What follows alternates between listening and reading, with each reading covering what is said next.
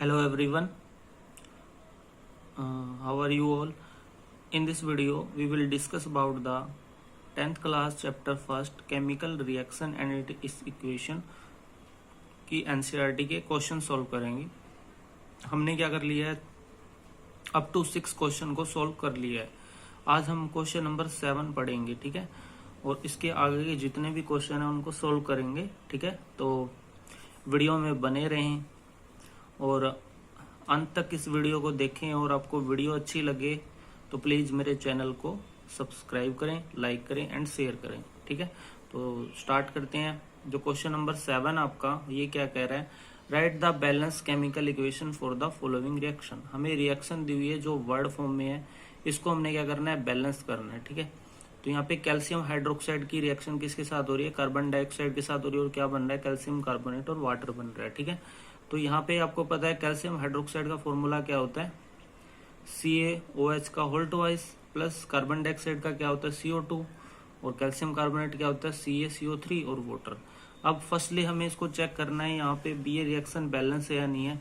तो फर्स्टली हम किसको चेक करेंगे, मेटल को। तो देखो मेटल क्या आपका कैल्शियम है, तो अगर रिएक्टेंट और प्रोडक्ट की बात करें तो दोनों में आपका बैलेंस है, कैल्शियम 1 है।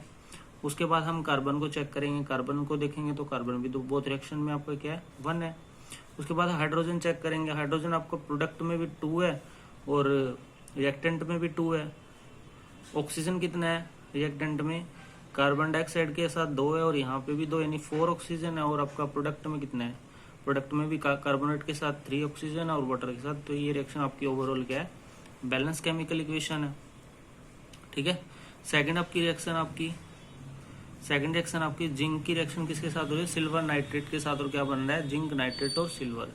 तो जिंक मेटल का है और उसकी रिएक्शन किसके साथ हो रही है, सिल्वर नाइट्रेट के साथ, और क्या बन रहा है, जिंक नाइट्रेट बन रहा है और साथ में सिल्वर बन रहा है। तो यहाँ पे देखो फर्स्टली हम किसको चेक करेंगे, मेटल को। यहाँ पे देखो जिंक आपका बैलेंस है बोथ साइड, ठीक है। नाइट्रेट ग्रुप की बात करें तो यहाँ पे नाइट्रेट 2 है और यहाँ पे नाइट्रेट 1 है। तो क्या करेंगे हम, यहाँ पे 2 है और यहाँ पे 1 है, तो इसको 2 से मल्टीप्लाई करते हैं, ठीक है। 2 से मल्टीप्लाई करने से क्या होगा, आपका नाइट्रेट बैलेंस हो गया। बट यहाँ पे सिल्वर 2 टाइम्स हो गया रिएक्टेंट में, तो हम क्या करेंगे, प्रोडक्ट में 2 से मल्टीप्लाई कर देंगे, यहाँ 2 से मल्टीप्लाई कर देंगे। अब चेक करेंगे तो आपकी रिएक्शन क्या है, ये ओवरऑल बैलेंस है। यहाँ पे बोथ साइड आपका जिंक 1 है, नाइट्रेट 2 है, सिल्वर 2 है और प्रोडक्ट में भी 2 है। तो ये ओवरऑल रिएक्शन आपकी क्या बैलेंस है, ठीक है। उसके बाद हम नेक्स्ट रिएक्शन पे चलते हैं। नेक्स्ट रिएक्शन में क्या दिया हुआ है, aluminium plus copper chloride. Aluminium की रिएक्शन किसके साथ में हो रही है, कॉपर क्लोराइड के साथ हो रही है, और क्या बन रहा है आपका, एल्युमिनियम क्लोराइड और कॉपर बन रहा है, ठीक है। तो एल्युमिनियम की रिएक्शन जब कॉपर क्लोराइड के साथ हो रही है तो क्या बन रहा है, हमें एल्युमिनियम क्लोराइड बन रहा है और कॉपर बन रहा है, ठीक है। तो अब इसको बैलेंस करेंगे। फर्स्टली हम किसको चेक करेंगे, एल्युमिनियम को। तो बोथ साइड आपका एल्युमिनियम क्या 1 है। कॉपर की बात करें तो कॉपर भी बोथ साइड 1 है। बट क्लोरीन की बात करें, आपका प्रोडक्ट में 3 क्लोरीन है और रिएक्टेंट में 2 है।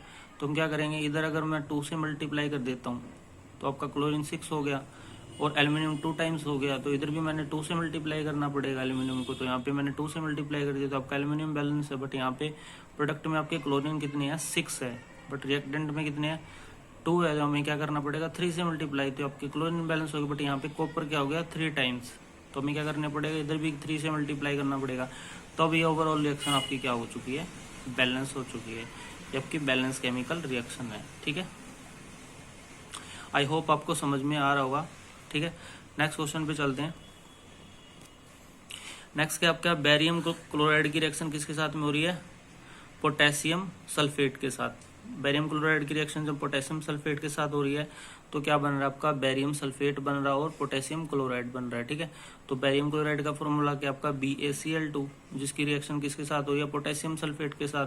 तो K2SO4, इसको पोटेशियम सल्फेट बोल रहे हैं, और प्रोडक्ट क्या बन रहा है आपका, बेरियम सल्फेट और क्या बन रहा है साथ में, पोटेशियम क्लोराइड।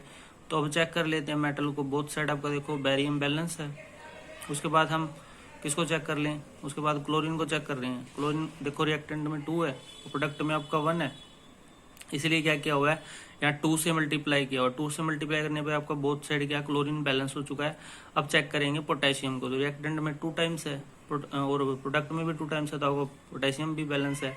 और सल्फेट को देखेंगे तो सल्फेट भी बैलेंस है। तो ये आपकी ओवरऑल रिएक्शन क्या है, ये आपकी ओवरऑल रिएक्शन आपकी बैलेंस है, केमिकल इक्वेशन है, ठीक है। उसके बाद आपको चलते हैं क्वेश्चन नंबर 8 पे। क्वेश्चन नंबर 8 क्या कर रहा है, right the balance chemical equation for the following reaction. हमें बैलेंस केमिकल इक्वेशन लिखनी है और identify the type of reaction of each case, और हमें बताना है ईच केस में कौन सी रिएक्शन है। ठीक है, तो जैसे फर्स्ट पे चलते हैं। फर्स्ट आपका पोटेशियम ब्रोमाइड जो है बस में दिया हुआ है, इसकी रिएक्शन किसके साथ हो रही है, बेरियम आयोडाइड के साथ हो रही है। और बेरियम आयोडाइड के साथ रिएक्शन होगी, क्या बना रहा है ये, पोटेशियम आयोडाइड बना रहा है, और क्या बना रहा है, बेरियम ब्रोमाइड बना रहा है। ठीक है, तो पोटेशियम ब्रोमाइड क्या होता है, KBr होता है। बेरियम आयोडाइड क्या होता है, BaI2। इससे क्या बन रहा है आपका, पोटेशियम आयोडाइड और बेरियम ब्रोमाइड। तो बोथ साइड चेक कर लेते हैं रिएक्शन बैलेंस है या नहीं है। तो बोथ साइड देखो आपके दो, इधर भी आपके 2 टाइम पोटेशियम 2 टाइम है, इधर भी आपका पोटेशियम 2 टाइम है। आयोडाइड यहाँ पे भी 2 टाइम्स है, यहाँ पे भी आपका आयोडीन 2 है। बेरियम चेक कर लेते हैं, बेरियम बोथ साइड क्या 1 है। उसके बाद किसको चेक करेंगे, ब्रोमाइड को, ब्रोमाइड भी बोथ साइड 1 है। तो आपकी ये रिएक्शन क्या है, बैलेंस है। बट देखो इसमें क्या हो रहा है, इसमें आयन का एक्सचेंज हो रहा है, यहाँ पे आयन्स एक्सचेंज हो रहे हैं, यानी यहाँ पे डबल डिस्प्लेसमेंट रिएक्शन होती है। मतलब बोथ साइड आपके जो आयन्स है वो एक दूसरे को क्या कर रहे हैं, रिप्लेस कर रहे हैं। तो ये आपकी जो रिएक्शन है बेसिकली ये कौन सी रिएक्शन है, डबल डिस्प्लेसमेंट रिएक्शन। यहाँ पे आयन्स, यहाँ पे now we are going on the next question. Next question क्या आपका, जिंक कार्बोनेट की रिएक्शन हो रही है किसके साथ, जिंक कार्बोनेट से क्या बन रहा है, जिंक ऑक्साइड बन रहा है और कार्बन डाइऑक्साइड बन रही है। ठीक है, तो क्या हो रहा है, जो आपका जिंक कार्बोनेट है, जिंक कार्बोनेट है, जिंक कार्बोनेट से क्या बन रहा है आपका, जिंक ऑक्साइड बन रहा है और साथ में क्या बन रहा है आपका, CO2। तो बेसिकली इसमें क्या हो रहा है आपका, जो आपका ये रिएक्टेंट है बेसिकली क्या हो रहा है, डीकम्पोज हो रहा है। ठीक है, तो डीकम्पोज हो रहा है, यानी यहाँ पे ये वाला जो रिएक्टेंट आपका ये क्या हो रहा है, जनरली डीकम्पोज हो रहा है। मतलब यहाँ पे जिंक कार्बोनेट से क्या बन रहा है आपका, जिंक ऑक्साइड और कार्बन डाइऑक्साइड। अब आप चेक कर लेते हैं आपको बोथ साइड आपका बैलेंस है नहीं। तो बोथ साइड देखो, जिंक बोथ साइड क्या आपका 1 है। ठीक है, बात करें कार्बन की तो कार्बन भी 1 है, और ऑक्सीजन की बात करें तो ऑक्सीजन भी 3 है।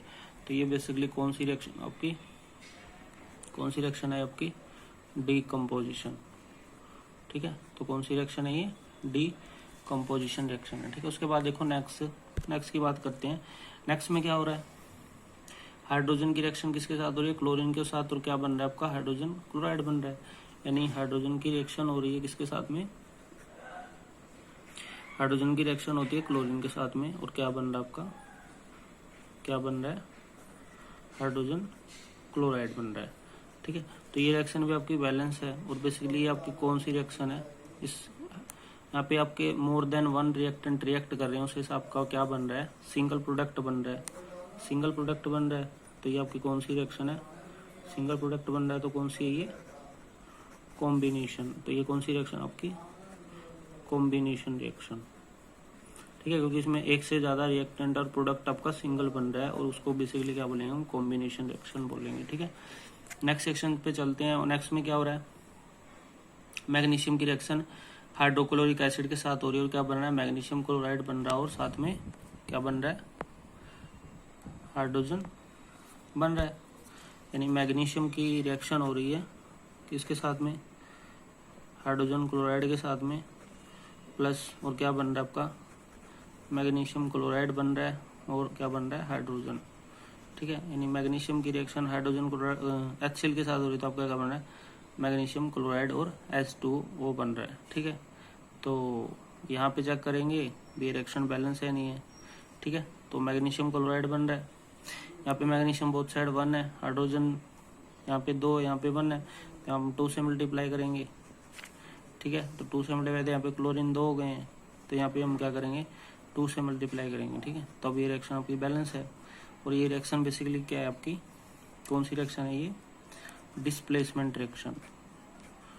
ठीक है, डिस्प्लेसमेंट रिएक्शन है, क्योंकि इसमें बेसिकली क्या हो रहा है आपका, इस रिएक्शन में क्या हो रहा है आपका, ये वाली मेटल है जो ये किसको डिस्प्लेस कर रही है, हाइड्रोजन को डिस्प्लेस कर रही है। ठीक है, तो ये कौन सी रिएक्शन आपकी, डिस्प्लेसमेंट रिएक्शन है। ठीक है, क्योंकि डिस्प्लेसमेंट रिएक्शन में होता है हाईली रिएक्टिव मेटल होती है वो क्या करती है, जो लोअर रिएक्टिव मेटल होती है उसको डिस्प्लेस कर देती है। ठीक है, तो अब नेक्स्ट क्वेश्चन पे चलते हैं,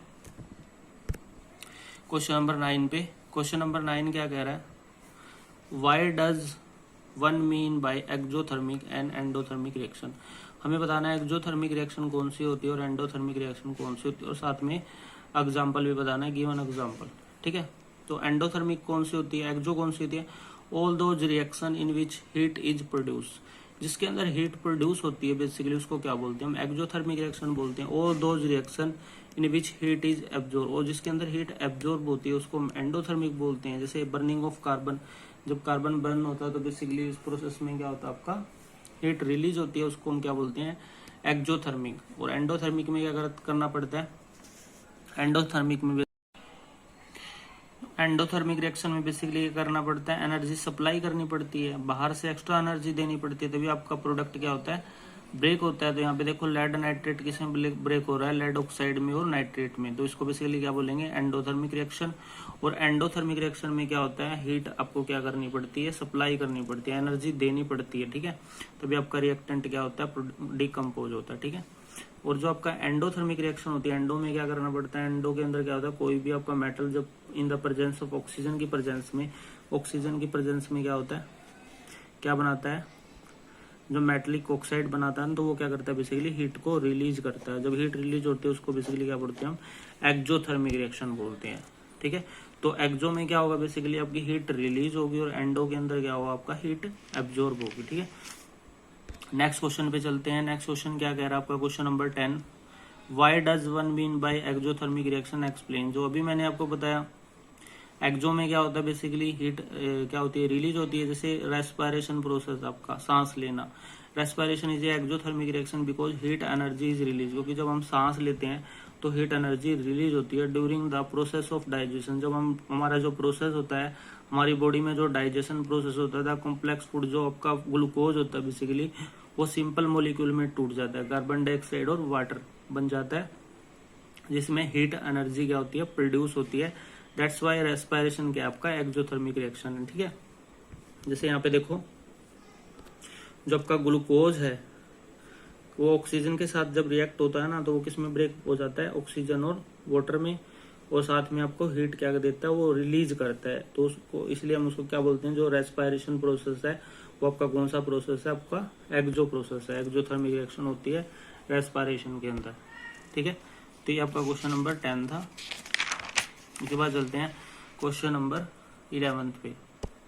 तो क्वेश्चन नंबर 11 क्या कहता है, why are decomposition reaction called the opposite of combination reaction. जो आपकी डीकम्पोजिशन रिएक्शन होती है वो उसको अपोजिट क्यों बोलते हैं कॉम्बिनेशन का, राइट इक्वेशन। तो देखो following are the reason which show that decomposition reaction is completely opposite of combination. तो डीकम्पोजिशन रिएक्शन कौन सी होती है, those reaction in which single substance break to give two और मोर देन टू प्रोडक्ट। मतलब जो आपका जो सिंगल सब्सटेंस है वो ब्रेक हो जाता है और क्या देता है, दो से ज्यादा प्रोडक्ट देता है, जिसको डीकम्पोजिशन बोलते हैं। ठीक है, आल्सो नोन एज एंडोथर्मिक, या एंडो भी बोलते हैं, क्योंकि एंडो में बेसिकली क्या होता है आपका प्रोडक्ट क्या होता है, सिंगल प्रोडक्ट ब्रेक होता है मोर देन वन प्रोडक्ट में, रिएक्टेंट में। ठीक है, जैसे यहाँ पे आपका लेड नाइट्रेट है, ये क्या हो रहा है सिंगल प्रोडक्ट है आपका, रिएक्टेंट और मोर देन वन आपके क्या बन रहे हैं, प्रोडक्ट बन रहे हैं, और इसमें बेसिकली क्या हो रही है, हमें क्या करना पड़ा है, एनर्जी को सप्लाई करना पड़ रहा है। तो एंडोथर्मिक होगी, हीट एब्जॉर्ब हो रही है इसके अंदर। और कॉम्बिनेशन में क्या होता है, those reaction in which two और more than two substance combine to form a single product. जब एक से ज्यादा सब्सटेंस रिएक्ट करके क्या करते हैं, सिंगल प्रोडक्ट की फॉर्मेशन करते हैं, और उसको हम क्या बोलेंगे, कॉम्बिनेशन बोलेंगे। और कॉम्बिनेशन को ऑल्सो नोन एज एक्सो भी बोलते हैं। ठीक है, क्योंकि इसमें एक से ज्यादा रिएक्टेंट रिएक्ट करके क्या बनाते हैं, सिंगल प्रोडक्ट बनाते हैं, और हीट भी रिलीज होती है, इसलिए इसमें हीट प्रोड्यूस होती है। ठीक है, इसलिए अपोजिट बोलते हैं, डीकम्पोजिशन का अपोजिट क्या होता है, कॉम्बिनेशन रिएक्शन होता है। ठीक है, उसके बाद आपके देखो नेक्स्ट क्वेश्चन पे चलते हैं। नेक्स्ट क्वेश्चन में क्या पूछा हुआ है, right one equation is for the decomposition where energy is supply in the form of heat, light और इलेक्ट्रिसिटी। इस क्वेश्चन में आपसे पूछा हुआ है हमें एक इक्वेशन लिखनी है ईच फॉर डीकम्पोजिशन रिएक्शन, जिसके अंदर एनर्जी भी सप्लाई, एनर्जी जो सप्लाई हो रही है वो हीट के फॉर्म में भी हो रही है, लाइट की फॉर्म में भी हो रही है, और इलेक्ट्रिसिटी की फॉर्म में भी हो रही है।